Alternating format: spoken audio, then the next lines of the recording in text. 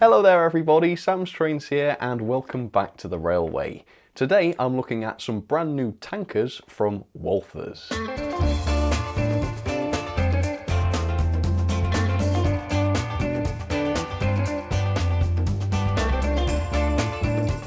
I guess Walthers liked my previous Walthers videos quite a bit because after I reviewed that loco, they got in touch with me and offered to send me a couple of models to look at on the channel. And I said yes, and they did. So today I'm looking at these tankers. These are 36-foot chemical tank cars. And because I didn't buy these models myself, I have checked the button that says this video contains a paid promotion. I haven't been paid for this video, but I was sent the models for free, which is kind of like a payment, so that makes it clear. Also, I don't review models on this channel unless I have purchased them and paid for them by myself. That just makes it a little bit clearer for you guys that I haven't been motivated to be positive in any way, and it also removes any question of bias. So as such, I'm not going to be reviewing these models today. I'm not going to be giving them a score and a ranking, but I certainly will show you every aspect of these models and also tell you what I think about them. So with that, let's get started. Let's talk about price. So these are relatively new, and so the price does kind of reflect that. They are $34.98 at the RRP. However, at the retailers, you can get them quite a bit cheaper. At Train World, for instance, these are $29.99, which is about £23 in GBP.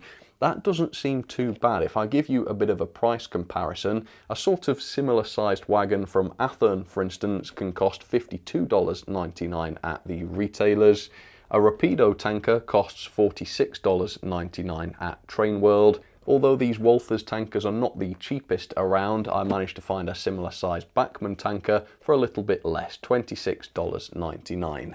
Either way though, the price of these does seem to be about right. So with that, let's get these out and see what they are like.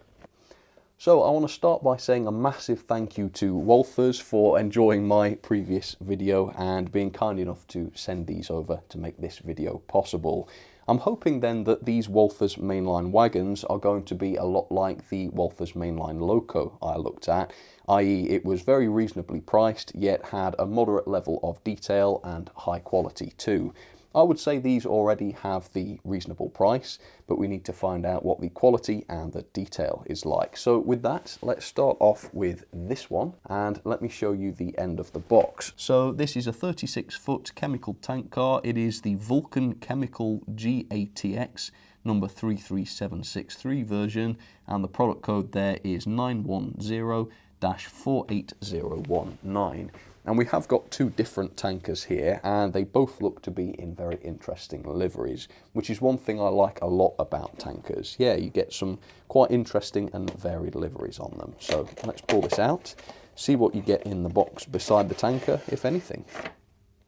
No, nothing. Okay, no paperwork to look at then. Let's see about pulling this out. No tape, just a pop fit, that's pretty good. And some wrap protecting the model. Let's pull it out. Oh wow, tell you what, the colour looks a little different now, doesn't it, now that all of the packaging is off it. Oh, it's like a baby blue and then contrasting with an orange. It's a very interesting livery actually. Okay, let's lift this up. God, you know, I was saying I was hoping this was going to be quality. Well, the weight is absolutely insane on this. It's a very, very heavy tanker indeed. Everything you can see on this is plastic, so the tank itself and the chassis, yeah, they're just plastic, but there must be quite a substantial weight inside the tanks. So the weight feels pretty good. I have to say the quality otherwise, though, is lacking quite a bit. To an extent, that's understandable because these are cheap, but looking up close, I can see there's a lot of visible glue marks all over the body of this, which suggests it wasn't assembled that carefully. And looking on the underside of the model, we do have nice metal wheels, which is good, but they do have the plastic axles, which is less good in my opinion. To be fair, the wheels are not wobbling and they are very free to roll, so this might not cause a problem at all. We'll have to wait and see how this performs. But yeah, it's a shame about the glue because otherwise this is a lovely livery. Up close, it is spoilt a little bit by that. Let's see whether that is likely to be a one-off or not, because we'll see if this one is the same or not. Let me show the end of the box then. So this one, again, it's still a 36-footer chemical tank car. This time it is in the Ethel E-Bax livery, I guess that's how you say it, number 6007, and this is product code 910-48007, the James Bond tanker. How nice. Right, seems to be a considerably different livery this time. So let's pull it out and see what this is like. I'm expecting it to be pretty much the same tanker in terms of detail, although maybe there will be some variations. Doubt it though. Right, unpop it. Let's have our first proper look at this livery, which actually looks very smart. Oh, it does. Yeah, let's lift this up. So same great weight to this one. Very, very hefty, and the decoration is even better on this. I like this a lot. And actually, I don't know whether it's just because of the colour of this one, but there is no visible glue this time on the body. No, don't think there is. So this is actually a better example. It's nice and heavy, looks like it's put together nicely, and there's obviously no visible glue. So if I'd have just had this one, yeah, I think I would be a lot more impressed. But that's not to say they're bad. I mean, again, for £23 something, you've got a large bogie wagon here with a lot of weight. It's not too bad at all. And according to the website, these are for both steam and diesel era freight service, which makes them pretty versatile, I suppose. And they also carried all sorts of different chemicals, which again makes them very versatile. Okay, let's take a close look then and see what some of the details are. Alright, so Walthers 36-foot tankers up close and personal for you.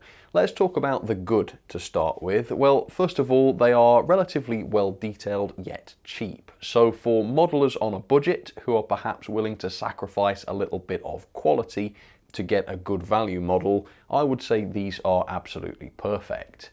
The other thing that's great about these is the weight. They are so heavy that they actually weigh over 100 grams, would you believe?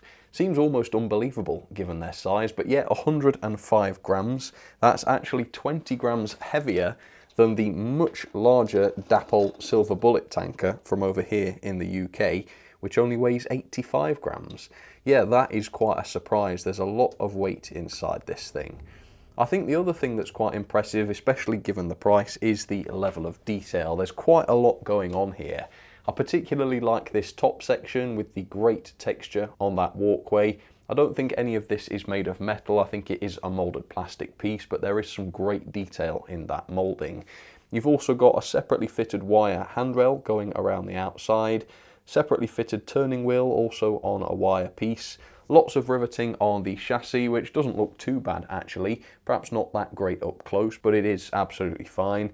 Great underframe detail. Most of this is just moulded as well, but it looks pretty good. And the bogie detail looks great as well. Again, this is a budget model, so you're not going to be seeing loads of separate parts here or anything, but the detail is absolutely adequate. I think my favourite aspect though is the decoration on both of these wagons. Both very interesting liveries. I think the blue and orange tanker in particular is very well done.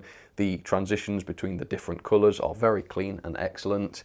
And on both wagons there is a lot of printed detail and logos and such, all of which is done to a very high standard, and the finish of both wagons is great as well, particularly again the blue and orange one. Very nice satin finish on that. So I think for £23 or $29.99, which is a typical retailer price, the value for money here is absolutely fantastic.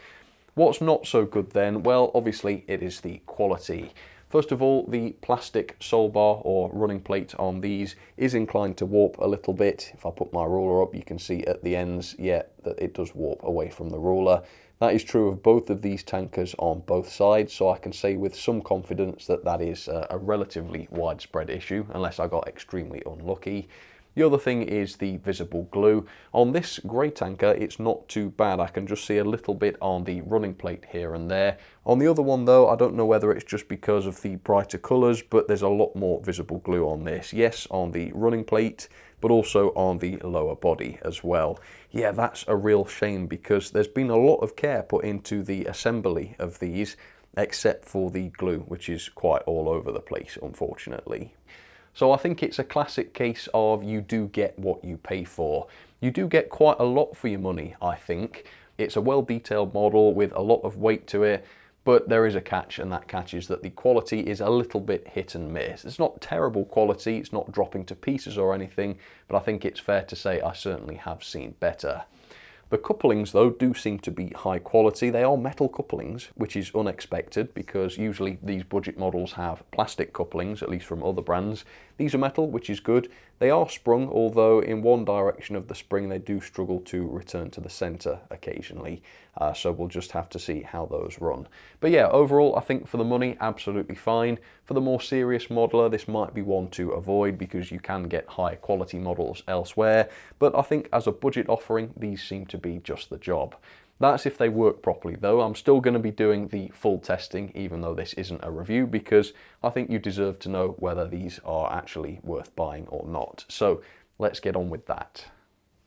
So here is today's test setup. I've got the two new tankers uncoupled at the moment so that I can test the couplings on camera. For the loco, I thought it would make sense to go for my Walthers loco. So this is the GP9 that I looked at some months ago. I'll pop a link in the top corner if you'd like to see that review. Great budget loco, really. And then at the back of the train, I've set up just some hoppers so that there's a little bit more to look at on this consist. Before I try coupling these for the first time though, let's talk about how free rolling these are. And I have to be honest, when I saw those plastic axles on the wheels, I was not expecting very much. And so I was quite surprised by how well these did. The grey tanker was up first, it rolled right down Gordon's Hill and didn't stop until it got down to the curve at the bottom. I think that is possibly the best I've ever seen a plastic axle piece of rolling stock roll. And the blue and orange tanker was pretty good as well. Not quite as far as the grey one, but again I would probably still say a lot further than I've ever seen a plastic axled wagon roll. So these are very, very good. I think the lack of wobble certainly helps them, and the axle box design is pretty good as well. Probably because it's new tooled, you know, it's going to be nice and smooth. Whatever the reason though, they're very nice and free rolling. I like these a lot. Do the couplings work properly though? I haven't prepared any of the couplings, so I haven't straightened them. I've just put them straight on the track and I'm going to back the GP9 into these and we will see if they couple. So first things first, loco to the first tanker, to the grey tanker, and then to the hoppers. Stop. Did we get any successful couplings? No on the loco, no on the first and second tanker, but the hoppers did couple. Okay, now, I seem to remember there might have been an issue with this loco, so let's just go a little bit harder and see if we can actually force these to couple. Ready? Yeah. Okay, so interesting. I do think I need to try that again and just double check that result. So yeah, let's uncouple and reset. Give these a shake so that they're in a random position again. Okay, let's try again at a moderate speed. Okay, so yeah, we're having a bit of trouble with the couplings, unfortunately. I think it's because they don't return to the center correctly every time. So it's actually possible for them to miss entirely like that. So yeah, not ideal, unfortunately. You know, it feels bad being mean about stuff. Well, I'm not even being mean, am I? Just talking bad about stuff when someone's been good enough to send it to me. But, you know, I'm not the sort of person that would sleep at night if I didn't talk about issues on a model, even if I have been sent it for nothing. So, yeah, coupling's not that impressive. Once coupled together, though, do they work? Well, let's find out. Let's send these off around the track. Right, here we go. Around the curves when coupled to a train. Let's have a look. Seems like they're okay. I can't imagine what would cause any problems in this, but sure enough, yeah, seems to be absolutely fine. And I'll keep an eye on them as they run around the layout. Okay, so what are the pros and cons of these tankers then? Well, obviously the pros are the price. They're very good and cheap, which is great. The weight is good as well. They are pretty well detailed, I think, for the price. And generally speaking, the performance is pretty good, particularly in terms of how free rolling these are. Very, very good for a piece of rolling stock. The cons, I would say, are the build quality. Yep, the visible glue, slight warping on the plastic running plate. and also the couplings. The couplings do seem to work fine once coupled, but because the springing isn't perfect on these, they don't always line up correctly when you're coupling stuff together, so that's a bit of a con as well. Do I recommend these though? Well, I think because they're so cheap, then yes. I think if these cost much more money and they had these issues, I would say no, this is a rip-off. But I do think the issues are reflected in the price, which means that yes, if you're on a budget and you understand what you're getting yourself into, yeah, I could recommend these to you. I think if they ever come on sale though, you know, if they get reduced below $30 or £23, then they would be even better value, and yeah, you should certainly snap them up. Because, you know, there might be a way to replace the couplings, you could put better wheels in if you wanted. I mean, again, those plastic axles are actually not causing trouble on the two that I've got here. You know, for the right price, any model is acceptable, and these have a lot of good points, I think, given how cheap they are. So let's run these over the points just to check how they get on over those. Alright, so as usual, I've got more than just the models I'm looking at today in this train, so if anything besides the tankers derails, then obviously I'll have to take those off and do the test again, because we're only looking at the tankers. But let's see what happens at a sort of moderate speed. Can't remember how these hoppers fared on the points before, but they seem fine. Tankers. Ooh. Yeah, we have got a derailment there. Is it? I think it's the orange and blue tanker. Okay. It's re-railed itself though. Let's try the tankers on their own just in case the loco had anything to do with it. Alright, here we go. Gentle push. Yeah, I think they're both derailed there. Oh dear. Okay, try again in the other direction.